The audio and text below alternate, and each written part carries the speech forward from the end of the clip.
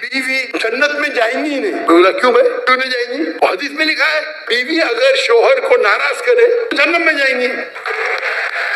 हदीस सही है। बोला हदीस सही है, इसीलिए मेरी बीवी जन्नत में जाएंगी ही नहीं। अगर तेरी बीवी जन्नत में नहीं जाएंगी तू भी नहीं जाएगा। बोला क्यों? तेरे पास सब्र ही नहीं है। रहमतुल्लाहि व बरकातहू sir, I am a student और मेरा क्वेश्चन ये है डोमेस्टिक वायलेंस के ऊपर। ये जनरेशन टू जनरेशन चलता है।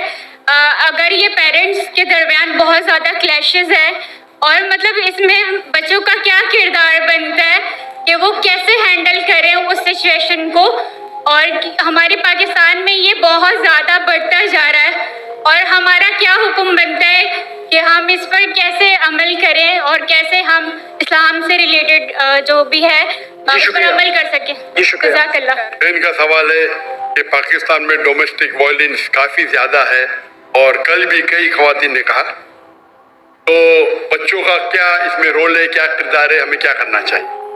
डोमेस्टिक वायलेंस का मानी है कि आप चाहे अपनी फैमिली में आप वायलेंस कर रहे, मतलब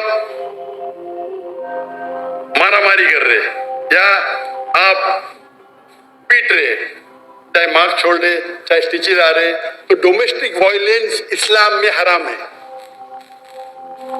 There's a difference between domestic violence and difference between अपने बच्चों को कोई थप्पड़ मारा तो डोमेस्टिक वायलेंस नहीं बोलेंगे, यूएसए में बोलेंगे I will call the police.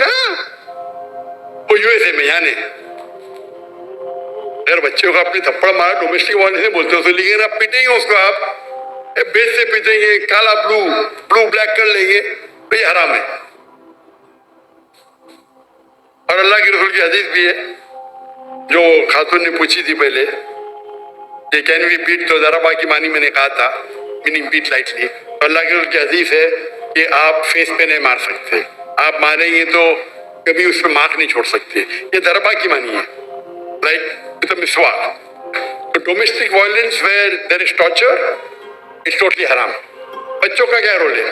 पहला रोल ये कि आपके पास काउंसलिंग होना चाहिए, काउंसलिंग सेशन होना चाहिए। और लोग तो गलत फहमी है कि आजकल के माशरे में 3 किस्म की सोसाइटी है।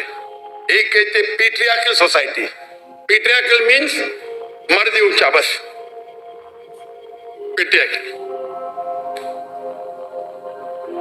एक होती है मेट्रियार्कल सोसाइटी, मतलब औरत ही ऊंची। और एक कहते हैं फेमिनिज्म। ये फेमिनिज्म इज अ मिसनोमा, ये गलत फहमी है। इस्लाम में men and women are overall equal, identical नहीं है लेकिन इक्वल है। तो ये वर्ड फेमिनिज्म है, उसके मानी है मेन एंड वुमेन इक्वल, मिसनोमा है। अगर कोई कहेगा इस्लाम में फेमिनिस्ट तो लोग बोलेंगे अरे क्या बोल रहा है, पर इंग्लिश वाइज सही है। पर technically feminism is a misnomer, मतलब जैसा हिंदुइज्म में मिसनोमा है, बराबर ना। Hinduism means a person who lives in the valley of Indus valley, तो डेफिनेशन वाइज मैं भी हिंदू, लेकिन मैं बुत परस्ती नहीं करता हूं, मैं वेदा में नहीं मानता हूं। आप समझे ना। तो उसी तरीके से फेमिनिज्म इज इंग्लिश वर्ड जिसके मानी है a person who thinks men and women are equal. वो आदमी, वो औरत जो सोचती है मर्द और औरत बराबर है, यकसा नहीं है, बराबर, इस्लाम में बराबर ही है। औरत और मर्द के हुकूक है, कुछ वक्त मर्द ऊंचे है, कुछ वक्त औरत ऊंची है, ओवरऑल बहुत है इक्वल। इसके ऊपर तकरीर कर सकता हूं लेकिन वक्त नहीं है। इसका सोल्यूशन क्या है? सोल्यूशन ये है कि माशरे में काउंसलिंग होना चाहिए। काउंसलिंग मतलब वो लोग जो फैमिली के मैटर्स में डील कर सके और काउंसिल कर सके। प्रॉब्लम है आज की तारीख में, आप अगर वेस्टर्न वर्ल्ड का काउंसलिंग लेंगे तो पूरे जो ट्रीटमेंट है वेस्टर्न वर्ल्ड के आधे तो हराम है। आप बोलेंगे जो हर दिन के बारे में पढ़ा और माशरा साइकोलॉजी नहीं जानता है तो वो भी प्रॉब्लम है। तो डायकोटमी है, प्रॉब्लम है। हमें ऐसे शख्स के पास जाना चाहिए जो दीन को भी जानता है और साइकोलॉजी भी जानता है, मेडिकल साइंस भी जानता है। ऐसे लोग अगर काउंसलिंग करेंगे तो सही करेंगे। आप अमेरिकन काउंसलिंग के पास जाएंगे तो वो जो आपको देंगे गाइडेंस वो तो दीन के बाहर कर देंगे आपको। अगर यहां करेंगे जैसे कि बोला ना उसको तकवा तकवा करो, नहीं तो आपके पास तकवा नहीं इसलिए आप लाचार है, आप अपाहिज है क्योंकि तकवा नहीं है, ये भी प्रॉब्लम है। तो हम हमारे माशरे में ऐसे लोग को तैयार करना चाहिए। और मुझे पता है कि चंद साल तकरीबन 10 साल पहले जामिया बिनोरी, पता है मुझे जाने का था 2 दिन पहले, तो रोक लिया, इंशाल्लाह मैं कल जाऊंगा। जामिया बिनोरी के अंदर मुझे पता चला कि वहां मीडिया तालीम दिन की भी होती, दुनिया की भी साथ में, अल्हम्दुलिल्लाह, दिन की भी तालीम, दुनिया की भी तालीम। लेकिन दुनिया की तालीम अगर दीन के नजरिए से देखे, मिसाल के तौर पे आप पढ़ेंगे साइंस में लिखा है कि हम बंदर से बने, हमारे टीचर्स उसको बराबर जवाब देंगे। तो इंसान ने तो अपना मुसलमान बंदर से बने कुरान में लिखा, आदम अलैहिस्सलाम पहले थे, इख्तिलाफ है, तो इख्तिलाफ को किस तरीके से सॉल्व करना वो एक टेक्निक है। तो ये एक स्पेशलिटी है। अफसोस की बात है कि हम समझते हैं कि इल्म हराम है, अंग्रेजी हराम है।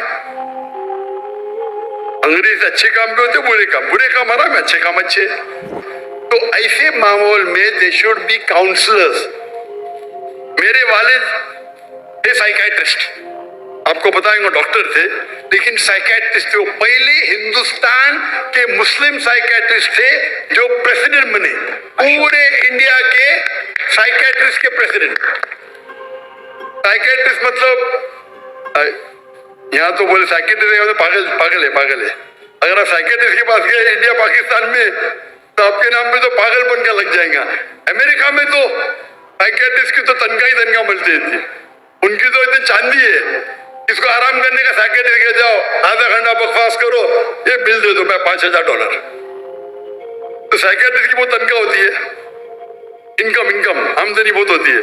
इंडिया पाकिस्तान में साइकियाट्रिस्ट के पागल हो गया तो लोग बोल के भी डरते, ये गलत है। Psychiatry is a specialized field. तो मेरे वाले तकरीर भी करते इस्लाम एंड साइकोलॉजी, अल्लाह ने जन्नत फरमाए, नहीं बोला। तो ऐसे प्रॉब्लम में वी शुड अ स्पेशलिस्ट। और यूएसए में मेरे कई कलीग है, मिसाल यासिर फसाका, शेख यासिर फसाका पीस टीवी पे आते, he specialise in counselling. Sheikh Yasir Fazaga specialise, he studied counselling also दीनी आलिम भी है और काउंसलर और सर्टिफाइड काउंसलर है। तो इस वक्त वो जो आपको जो देंगे राय, वो इस्लामिक भी होंगी और आपकी फैमिली के प्रॉब्लम को हल भी करेंगे। तो हमारे इदारे में भी इस्लामिक रिसर्च फाउंडेशन में वी हैव काउंसलिंग, लेडीज के पास, जेंट्स के पास। कभी साथ में मिलने पड़ता तो महरम जरूरी है। मेरी अहलिया भी करती थी काउंसलिंग, मैं भी करता था काउंसलिंग। तो इस मौके पे किस तरीके से कुरान की कौन सी आयत पे अमल करना चाहिए, अगर डोमेस्टिक वायलेंस से क्या करना चाहिए, और अगर आप सही देंगे, मिसाल के तौर पे एक मिसाल दूंगा मैं आपको, वक्त बहुत कम है, इतना वक्त होने के बाद भी माशाअल्लाह बहुत लोग हैं। एक मेरे पास एक मुसलमान आया और मुझसे कहने लगा कि मेरी बीवी जन्नत में जाएंगी ही नहीं। मैं बोला क्यों भाई, क्यों नहीं जाएंगी? हदीस में लिखा है क्या बीवी अगर शोहर को नाराज करे तो जन्नत में जाएंगी, हदीस सही है। मैं बोला हदीस सही है, इसीलिए मेरी बीवी जन्नत में जाएंगी ही नहीं। मेरा कौन गलत? मेरी बीवी गलत। मेरा सुनो, जन्नत तेरी बीवी की बाद में डिस्कस करेंगे। कुरान में लिखा हुआ है कि जन्नत जाने के लिए 4 चीज चाहिए, ईमान वल असर। पूरी तफसील नहीं दूंगा, वक्त जाएगा। ईमान चाहिए, अमल सालिहात चाहिए, वतवासौ बिल हक वतवासौ बिस सब्र। बराबर। अगर तेरी बीवी जन्नत में नहीं जाएगी तू भी नहीं जाएगा। बोला क्यों? तेरे पास सब्र ही नहीं है। अगर तेरी बीवी कुछ करती है, तू नाराज होगा तो फरिश्ते उसको नाराज होंगे ना। तू नाराज क्यों होता है? तू नाराज मत हो तो फरिश्ते उससे नाराज होंगे, वो भी जन्नत में, तू भी जन्नत में। समझे? वो तो पूरा दोष बीवी को, बीवी बीवी मुझे परेशान करती, जहन्नम में जाएंगे। क्योंकि अगर फरिश्ते उसको कोसे ही नहीं, अगर वो शोहर को नाराज करे, बराबर, तो नाराज क्यों होता है? तो अगर नाराज नहीं होगा, तेरी बीवी भी जन्नत में, तू भी जन्नत में। उसके बाद पूरा चेंज हो गया, झगड़े बंद हो गए। छोटी सी आयत, उसने मुझे हदीस कोट की, मैंने कुरान की आयत कोट किया, हदीस सही थी। तो इस तरीके से बोलना, तो बीवी मेरे बाद में बोलती है कुछ दूसरे की, तो अभी माशाअल्लाह झगड़े बंद हो गए। वो वन ट्रैक माइंड, मेरी बीवी गलत, मैं सही, मुझे नाराज की जन्म में जाएगी। अरे अल्लाह के रसूल कहते हैं सबसे बेहतरीन मोमिन वो जो अपने फैमिली के साथ बेहतर है, बीवी के साथ। आधी आधी हदीस कोट करते, अपने फायदे की हदीस कोट करते। यही तो प्रॉब्लम है माशरे में। आप तकरीर में उलमा को सिर्फ सुनेंगे वन साइडेड हदीस, कितना अच्छे से हल हो गया प्रॉब्लम में। यू आर शॉर्ट टेम्पर्ड, तुम नाराज होते इसलिए प्रॉब्लम में। तुम नाराज हो ना, आराम से बैठो, मैं कुल वल्लाह पढ़ो, पूरे फातिहा पढ़ो, नाराजी चले, शैतान तुम में। तुम बीवी की बात करते, शैतान तुमको जहन्नम लेके जा रहा है बीवी के साथ। तो इस तरीके से काउंसलिंग करो, प्रॉब्लम ही सॉल्व। लेकिन अफसोस की बात है, मैं बस काउंसलर नहीं है, मैं बहुत कम करता था, बिकॉज टाइम की किल्लत है, सब तो नहीं कर सकते ना, तो कभी कभी मौका मिल जाता है। तो इस तरीके से अगर आपके पास उलझे हुए उल्मा है, और है पाकिस्तान में, क्यों नहीं, जो माशरे को जानते हैं, जो एक हदीस के बदले दूसरे हदीस कोट करे और समझाए, तो मेरे नजदीक ये जो आपके प्रॉब्लम में पेडोफिलिया है या डोमेस्टिक वायलेंस है, इस्लाम इसको आराम से दूर कर सकता है। अगर आपके पास सही उल्मा जिनके पास साइकोलॉजी की तालीम है, जिस डोमेस्टिक वायलेंस आराम से जा सकता है। यहाँ तो लोग समझते मेरा हक है बीवी को मारना।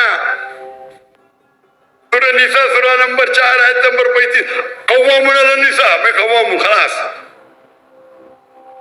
और जाके बाहर आके बोलेगा माशाल्लाह सही, क्या मर्द का बच्चा है। औरत पे हाथ उठाता, मर्द का काय का बच्चा है भाई। औरत पे हाथ उठाता, मर्द का बच्चा। कौन मर्द का बच्चा औरत पे हाथ उठाता?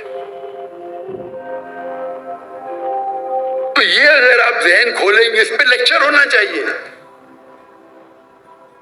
डोमेस्टिक वायलेंस पे लेक्चर होना चाहिए। अगर पता चले किया तो उसको मैं हाथ में लेके आके सजा दो उसको ना।